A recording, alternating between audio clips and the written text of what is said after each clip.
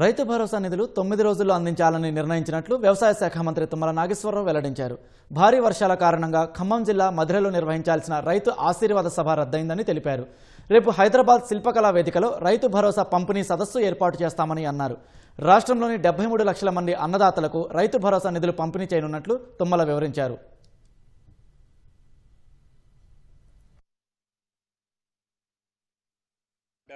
లక్షల మంది రైతాంగానికి మళ్లీ ఈ రోజు కూడా 9 రోజుల్లోనే ఈ యొక్క ప్రక్రియను కంప్లీట్ చేయదలుచుకున్నాం. భారీ వర్షాల వల్ల సభాస్థలం దానికి అనుకూలంగా లేదు.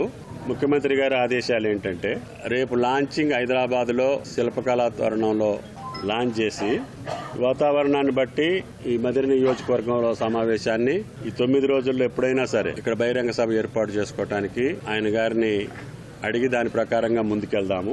9వ తారీఖున 9,000 కోట్లు, 30వ తారీఖునే జూన్ మాసంలోనే మొదలు పెట్టేద్దాము.